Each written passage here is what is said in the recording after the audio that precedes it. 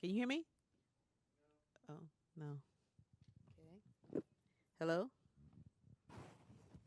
One, two, one, two, one, two, one, two, one, two. They're getting it. So are you Hello? the host? Yes. If you're the host, you sit here. Oh, okay. Yeah, and you don't need to turn it on. It should be already on. So, hello, Lene, can you, are they turning them on? Hello. Can you ask? Hello? They're not on the room. Sometimes it's the cinema that has to turn it on. Oh. Should I just raise my voice? Yeah. Okay. Are the filmmakers here? I know I saw Stacy earlier. I can't see anything.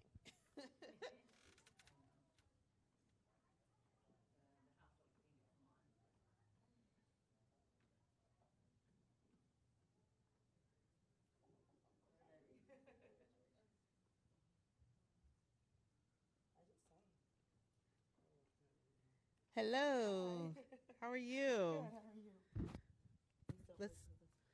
We're still I live think. streaming, so even though the mics aren't on, just keep using them like they are. They'll Okay. should come on in the house at some point. Okay. Perfect.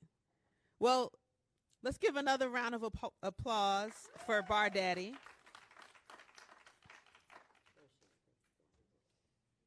There we are. Use the mics that are on the chair. Okay. So why don't we start? Just introduce yourselves first and tell your role on the film. Hi, my name is Keena Ferguson Frazier, and I'm the director of Always, the short that was right before Bar Daddy. Excellent. Hi everyone, I'm Stacy. I'm one of the Using the mics for live streaming. I'm one of the producers of Bar Daddy. Yeah, and the director is Jay Guerin, and there are 3 other producers. Excellent. Well, thank you both for joining us today and for sharing this film with the whole BraveMaker crowd. My question for you to start us off with Always, just it felt like a very personal story, and like you were telling us, something I think we can relate to in terms of just that relationship. It's relationship. It's about relationship and connection. Yeah. Yeah. Yeah. So that's the writer. The writer is Frederica Meek, writer and the producer, and she gave me the script and talked to me about it. And it is very personal. Her father was actually quite a influential man, and he passed when she was like in her 20s, and she just had such a close connection to him, and she still, still if she talks about him, she cries. And so this story was really personal to her, and so I really wanted to make sure that I honored that. And for her, it was just telling this story about reliving these moments that she could kind of pick apart, that were really beautiful to her before she actually had to do the hardest thing in her life, which was, be at his funeral. And so it's really great because actually we were just having a conversation at lunch about fathers and about Black fathers and how you don't always get the, portrayals where it's a, father-daughter relationship is especially Black, yeah, exactly, especially Black, where it's positive and there's love and, and that they're part of the life. So that was really interesting. That stood out. And for me, that's, actually my parents are here with me. My dad actually came to see this film with me as well. And, yay, hi daddy. And he had not seen it. And I leaned over and I was like, yeah, cause she's a daddy's girl, just like me, because, that relationship is really important. And she really, it was interesting to talk to her about this making of this film, because it was growing up, as a little Black girl. She's an only child and having her dad in her life, and then for him to be taken so quickly from her, and then finding her place kind of in this world. And also, like, it was a thing of like finding her place even with her mom, even more, because she was so close to her dad. But also it's a very sensitive thing. I had a friend reach out to me a little bit later asking me to direct something that was in the same vein, and her father was absent and she was having these things. And I was like, oh, like, putting yourself in that mind space of father daughter, like, there is such delicate things there. It's a very powerful dynamic, and I there's just so much there. Yeah, even we opened the festival with the film Daughters, which is a different dynamic. Yeah. You know what I mean? So it's really interesting Yeah. to just see, like in either case, the bond Yes. between a father and daughter it's a very unique bond. It and is. so it's always interesting to see the different interpretations. It is. Yeah. Especially again as black women. Definitely. And so Stacy, Bar Daddy, I was really struck by coming into it. I know that I'm very much into like mentorship, and especially in areas where as black people we don't always have access to things, and so it really struck me as this being someone who's saying, I'm going to help other lawyers get through the bar exam and kind of get a leg up and understand how to study for it. So it's not even beyond like I'm going to give them a job. I'm going to give you a leg up and tell you how to take these steps. How did you get involved with this project? Yeah, so I actually attended law school, and so attended law school in Denver, and I'm from Los Angeles. So after law school, I moved back to LA and was staying with my parents to study for the bar. And I immediately went to the Black Law Student or the Black Bar Association in Los Angeles, and everybody said, call Al, just as in the film with the LA city attorney. She's like, everyone's just like, they give you a number, just random. Like people just I won't say any, but most black attorneys in LA have heard of Al Jenkins. So everyone was like, just take this number, just call him. So I did, and I used his services, and I'm also in my third career a filmmaker, and so I was still am a member of the Black Association of Documentary Filmmakers in Los Angeles, and one of the filmmakers was explaining the documentary he was working on. He had already been 2 years into it, and I was like, oh, I took Al's classes, and he was like, oh, I'm doing a documentary on Al. He's my uncle. And I was like, really? So that's how I got on as a producer.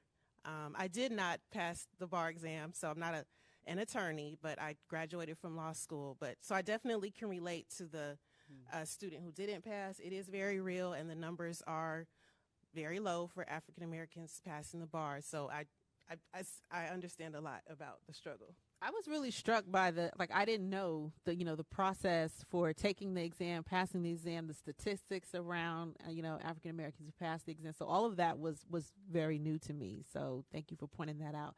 I'm curious, because I noticed, and you mentioned that you came into it, like he had already been shooting, like I think you said 2 years in. And so maybe you can talk a little bit about the process of making the film, especially since you joined, because I noticed that it looked like it spanned time. Like there was, people had on masks, some people didn't have on masks. So just in terms of the time frame of shooting it, maybe you can talk a little bit about the process of the project, especially once you came on board.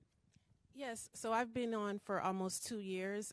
Jay, the director, has been filming almost 5 years, but I came on 2 years ago, and one of the attorneys that you saw in the film, Evangeline Mitchell, she's the one who does the yearly Black law conferences. I knew that she's big in getting more Black students interested in the law and becoming lawyers, so I contacted her, and then she's a producer as well. So the other producers are Michael Preston and David Massey, and I just was able to help with the producer roles, and we each did certain things to help with the project. But coming in later, it was fine. It was my first time producing a feature, so just learned as I go, and yeah. That's awesome. I'd love to open it up to the audience. Does anyone have any questions? Yes. Hi. First, I just wanted to say thank you both. I enjoyed those films. I'm a daddy's girl. I don't want my mom to hear that, but I'm a daddy's girl. And so I really could relate to the connection to that. And then my dad, I was telling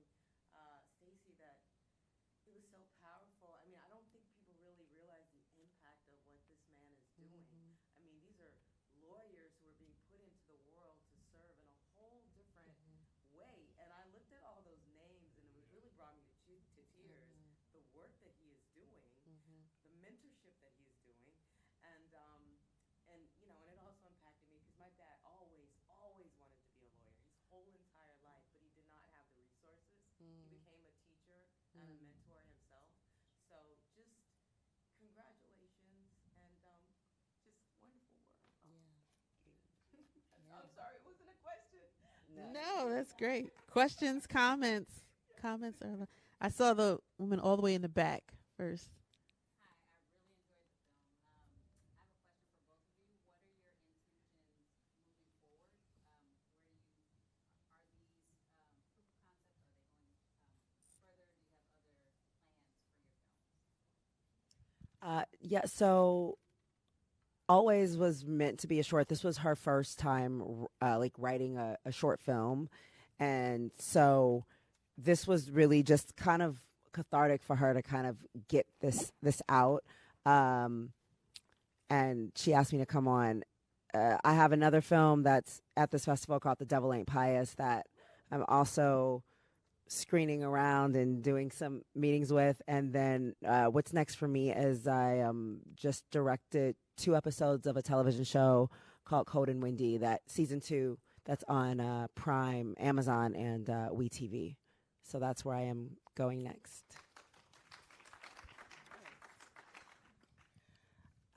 So with Bar Daddy, Jay, the director, is interested in youth learning about the documentary and just continuing Al's legacy, even though Al is 88 and he's still helping students.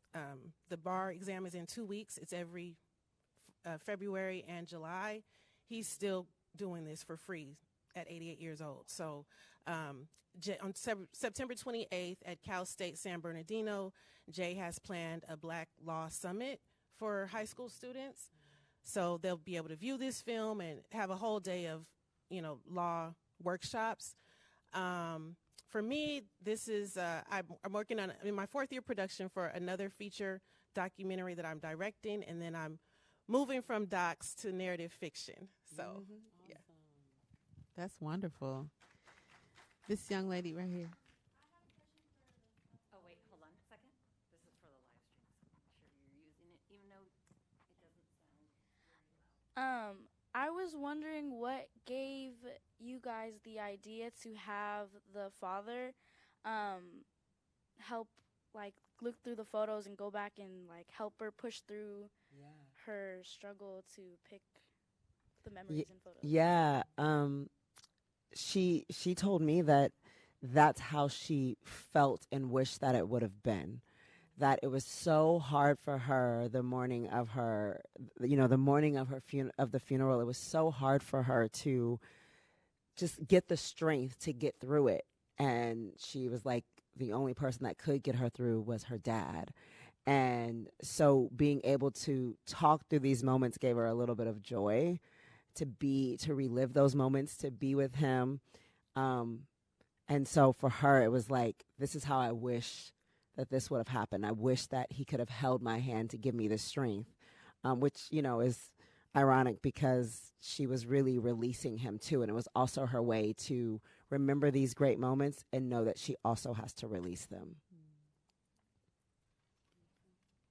They passed me the mic, so my question is for Stacy and Bar Daddy.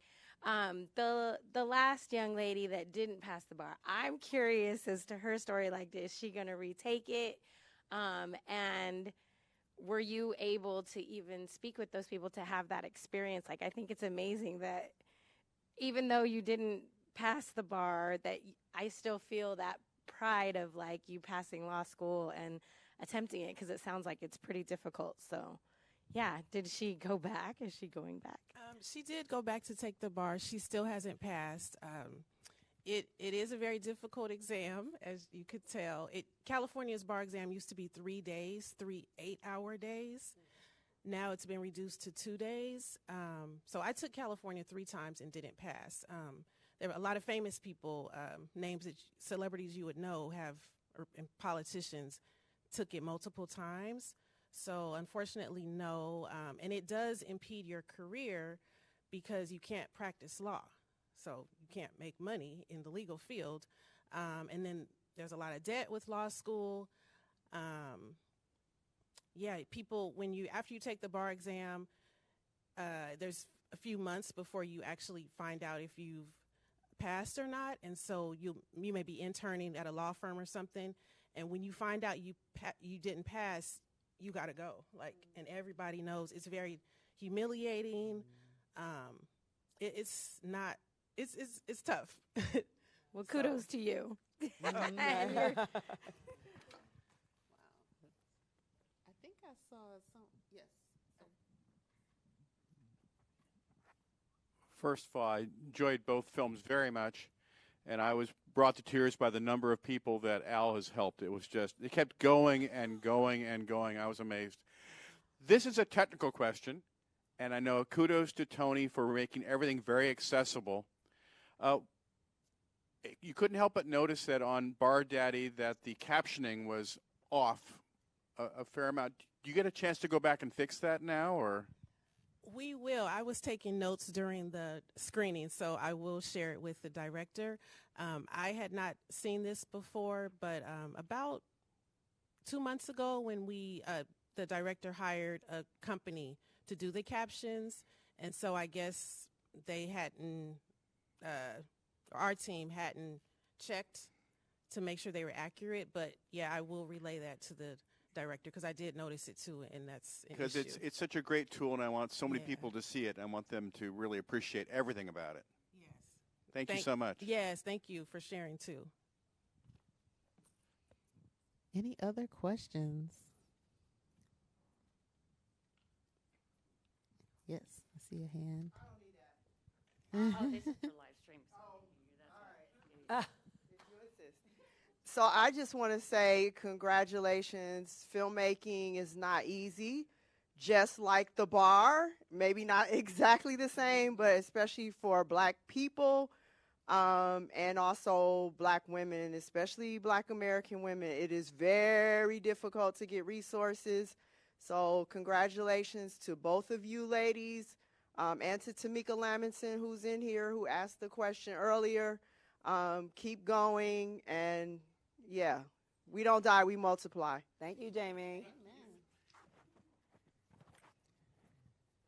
Any other questions? Oh, we have another one.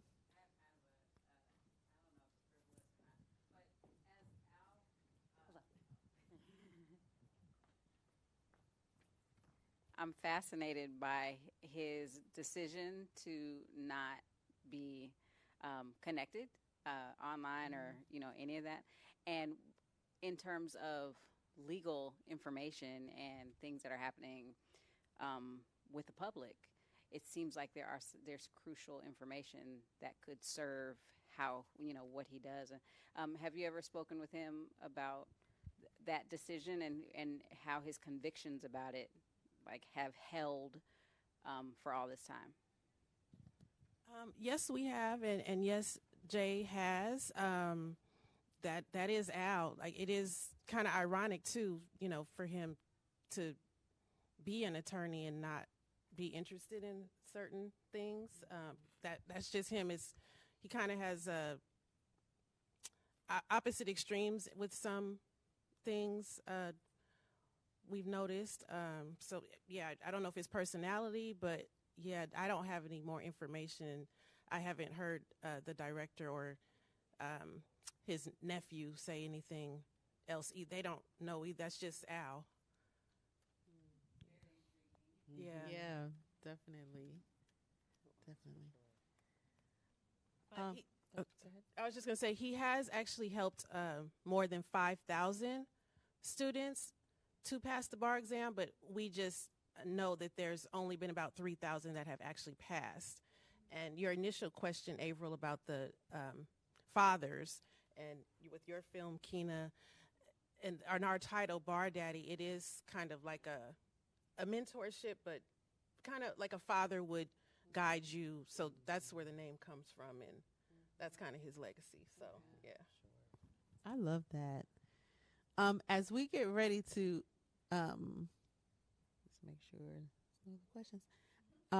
As we get ready to wrap up, I wanted to know just any parting words from both of you. Just like what would you like to leave the audience with, or like the audience to leave with? Well, just for me as a filmmaker, I always just say if there's an idea that pops into your head that you want to make, then tell that story. Find a way to get it done, no matter what, because if it's in your head, it means that it should be out into the world. And if that's the case, the resources will find its way to you if you set your intention on doing it, no matter how big or small the project is. And so I just really want to encourage people to create and not wait.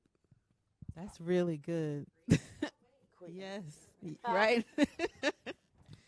I would say, and it's kind of what Al does. He saw a need, he saw a problem. So all of us, however big or small, I kind of believe are here for a purpose, and just do what you do, because people, we can all help each other, and there's a lot of things that need our help in this world. So just kind of problem solve. You're needed. Amen. That's one of the words we kept hearing throughout the weekend is collaboration, community, helping one another. So it goes right along with that. Thank you, everyone, for attending this screening and for all your great questions. Enjoy BraveMaker.